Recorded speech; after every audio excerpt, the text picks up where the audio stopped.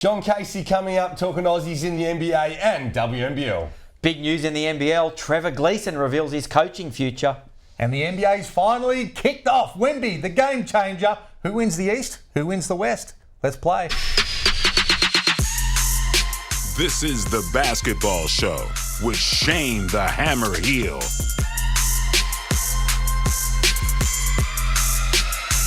What they gonna say next? 20 years on and he is still getting it done. LBJ, it's NBA opening day. The starting five brought to you by throwbackstore.com.au. Mate, what's with the whole LBJ? Why do we have to always... I get confused with who we're talking about all the time. LeBron James, mate. LeBron James, 20 years. Worked out what that abbreviation is. Just call him by his name. Let's NBA go. opening day, mate. You were there back in the day. Does it bring back memories? Long time ago. That little undercut going on. Great memories. How exciting to be able to get the NBA off and running. Look at the Spurs jersey. They got Robinson, they got Duncan, now they got Wemby. They have lucked out. He is a game changer and a generation type player, right? More excitement in San Antonio. You know, never seen this excitement since Shane Hill was in a Spurs jersey. No, he's incredible. I mean, to see somebody of that size that can shoot the three, can play off the dribble, he's blocking shots, dunking it at the other end. There's going to be excitement, all right. And whilst it's going to take them as a team a little bit of time, but they'll eventually get some really good pieces around him as well. They'll continue to grow next 4 or 5 years. And this play here, I like the attitude, right? Just the up fake and then just waits for the other defender to come. Just let him know, just the competitive drive there you see early. He is a freak and he's going to continue to grow. Let's talk East and West and start with the East. Who do you like in the East? Geez, the Celtics look good. We need to see them play, don't we? Just to see what sort of camaraderie we've got and how they gel together. But right now I'm saying Boston. I love the fact that Halliday's gone there. He's a complementary type player. He's going to allow Tatum to do exactly what he does, and that's score the basketball. You add in Porzingis, Brown, they're going to be amazing. But you've got to respect the Bucks as well. You know Dame is going to be hungry to be able to get a little bit of silverware, and you put him with the Greek Freak and Middleton and Lopez, just talent all round, and can't wait to see those teams start off. Flip over to the West. The reigning champs come in, lots of talk about the other teams retooling. The Nuggets come in ready to go. Well, just like last year, no one gave them any sort of respect at all. They went and got it done, and then this year everyone wants to talk about the shiny new toy with some of these teams coming in. But, you've got to still respect Denver. They've got to be able to beat Denver to be able to get it done. Phoenix is going to be really interesting with the way they're retooled and the amount of ability they've got to score the basketball. And then you look at Golden State as well. Can Chris Paul work? It's debatable at the moment. Does he flow with the other pieces they've got?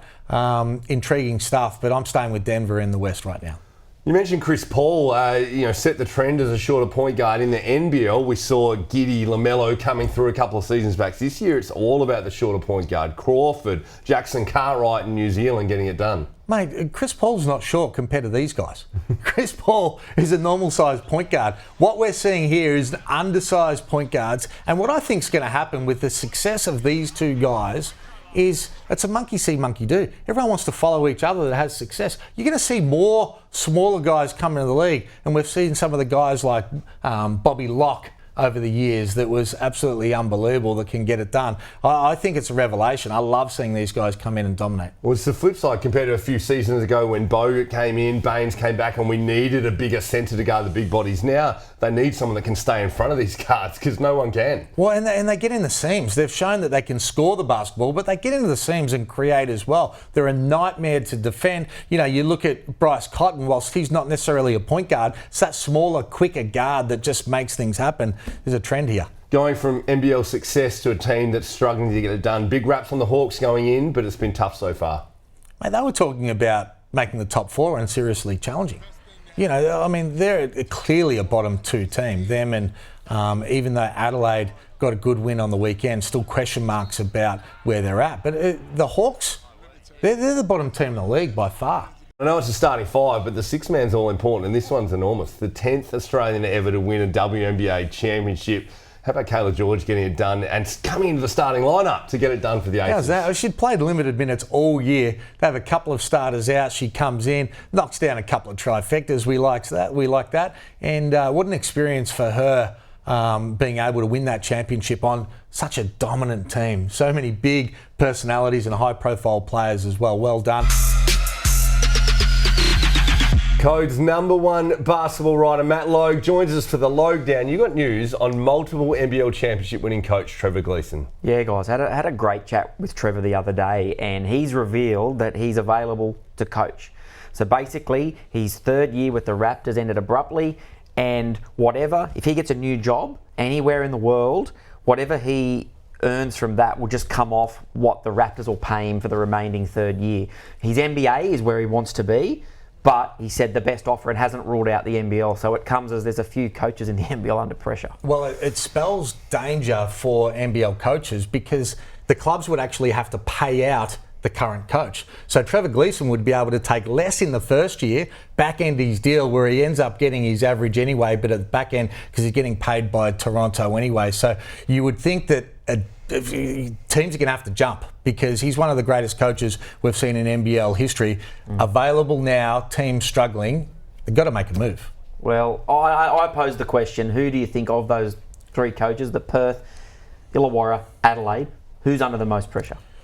Well, you'd have to say CJ's under the most pressure knowing it's the last year of his contract and they've got a big budget team and they haven't been able to get it done. But John Riley's under a lot of pressure as well. Only his second year, which makes it a little bit different, but they lose another couple of games and you think a big club like the Perth Wildcats, it's going to make it hard for him.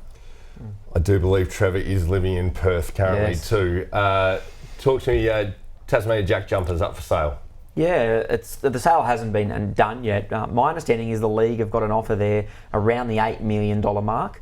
But they want, which is pretty impressive for a franchise that's in its third season, with the context of the fact that the Perth Wildcats in 2021 was sold for 8.5 reportedly. So my understanding though is league officials want more. They're looking to the future of a 5-year period of what they potentially could be worth. I think if I was, and I'm not a businessman, but I'd take it and run. But there is scope that they're pushing for more. The other parts of this, guys, and the Jack Jumpers deserve credit. Like, third year in the league and they're competing again. Yeah. And I've looked at some of this, domestic sport in this country, and you'd have to look at probably like the Melbourne Storm in the NRL. In their first 3 seasons of the Storm, they went semi, premiers, first week of the finals. The Jack Jumpers have gone grand finalists, semi this year, potentially winning it. Some Aussies in the NBA now out of contract. Yeah. Do they come in the NBL?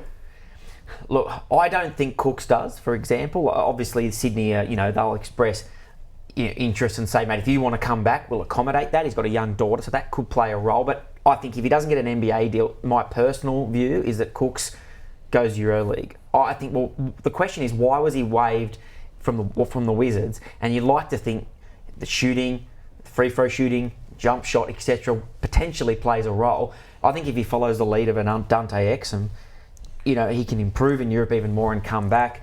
But I have heard a little birdie told me that apparently United made little discreet inquiries about Jack White. Now, Jack White wants to stay in the NBA. Whether or not that happens, he's done the G League route. I don't know what you guys think. Cooks has been paid out, is that right? Yeah, so Cooks will get his guaranteed money, which Australian dollars, my understanding, is around that 2.6 mil. Oh, that'll get it done. Not bad, hey. Cover a few coffees. Yeah, not bad. But with why, I don't know what you guys think, but to me, he's proven that he can play at that level, the NBA.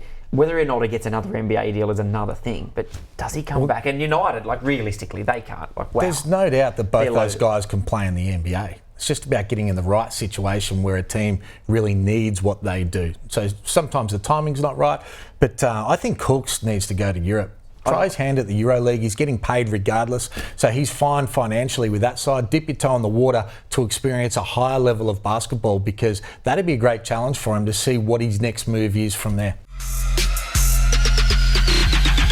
Joining us for Points Made this week out of Adelaide, it's the Basketball Encyclopedia, John Casey, and we're going to ask you to speak into the scenario at Perth. Case, Trevor Gleeson's got some thoughts.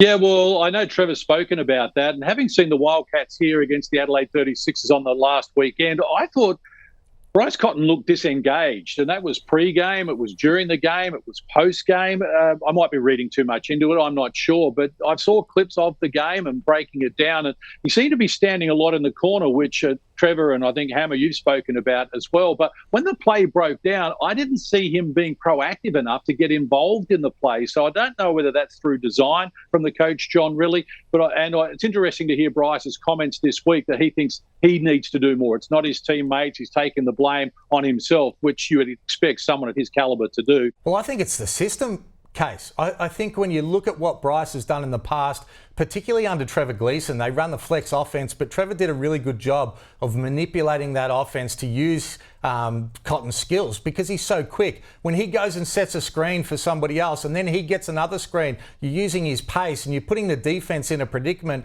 about what you're going to do, more ways to be able to break down. Right now, as you described, he stands in a corner, comes down, you use an on-ball screen, you get a dribble handoff. If it's happening on the other side, then Usher has a chance to be able to use it, and the other players as well. So I think they need to be able to add some more sets that maximises their best player. And I think John Riley too, whilst they're struggling to score, I watched Corey Webster. He had 14 points in 15 minutes, but didn't get back on the court in the whole last quarter when they needed points to go on the board. So I think, they need to be able to evaluate that. They've got the talent there, so something's going wrong with what they're currently doing.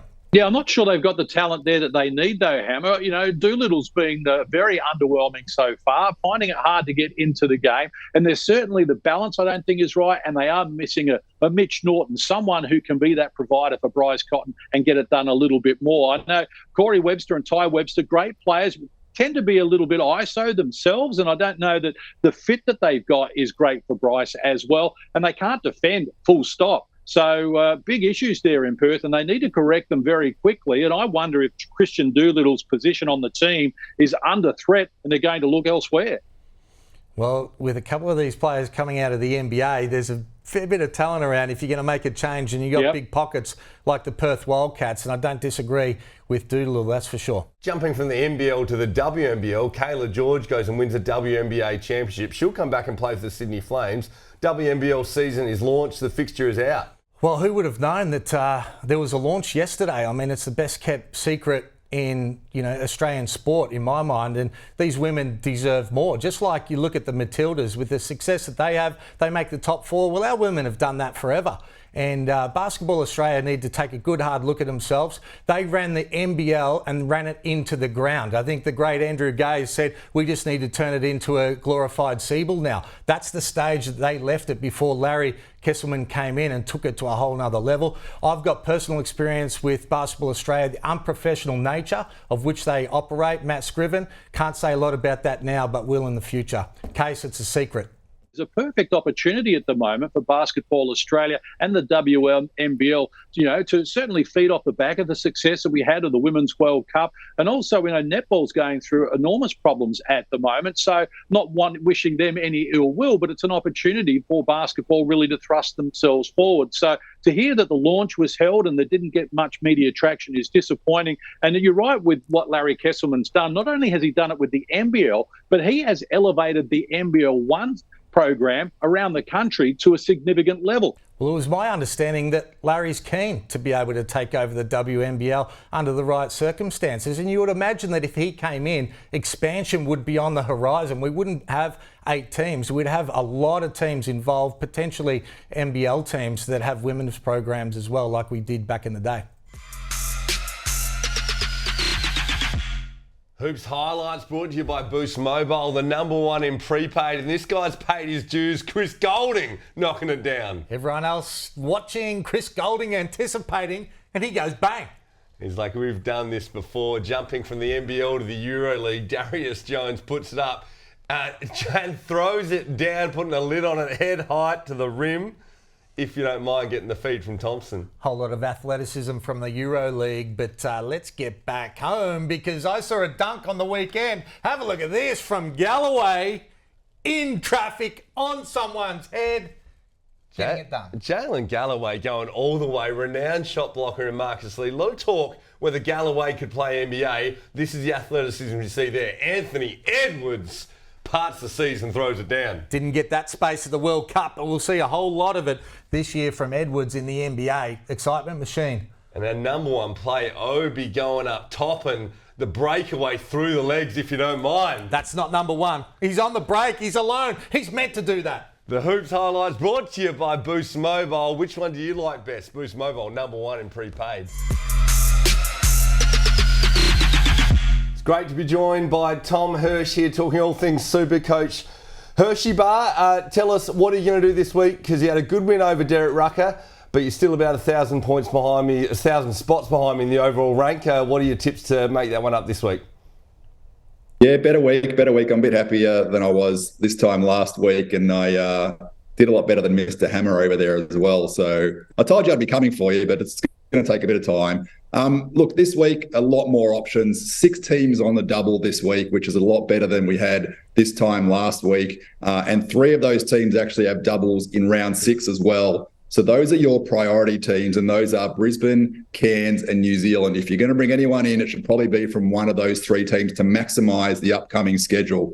For me, if you didn't bring in Parker Jackson-Cartwright from New Zealand last week, you have to bring him in this week. He is the leading scorer in all of SuperCoach, 43.7 points average, and he has to be in your team and most likely should be your captain as well. Someone else that I'm bringing in this week, though, is Patrick Miller from the Cairns Taipans, back from their NBL, NBA games. He's averaging over 32 points on the season, just does it all. He's really strong and gets that team going. And again, with their upcoming schedule, he's a really solid choice. And if you're looking for a cheaper option from Cairns, give Bobby Clintman, the next star, a look. He's playing a really decent role for them, but his value is just going to keep increasing week on week for the next little while. So there's a chance to earn a bit more money, even if you don't start him for now. But those are probably some of the moves I'm making this week, Stremp. Mate, I'm licking my wounds because I struggled last week. I want to ask about that little extra trade boost that you've got an opportunity to be able to do. I hoarded mine last week, should have gone with it. What's the best strategy to have that? Yeah, look, a trade boost is a great added bonus in the SuperCoach format. And if you're really struggling to get to where you need to be with those 2 trades that you have, you can use a trade boost on a few occasions this season. It just gives you an extra trade to use on any particular week, and you can only do those a couple times a season. If you struggle with injury, like, say, for example, Delhi last week or Shannon Scott now out in Brisbane this week, and you just want to swing a couple extra things, it's a great option to switch. I've used it a couple times this season already just to get my roster a bit back up to speed, but I wouldn't use them all too soon early in the season. This is a co-production by News Corp Australia and Closer Sport.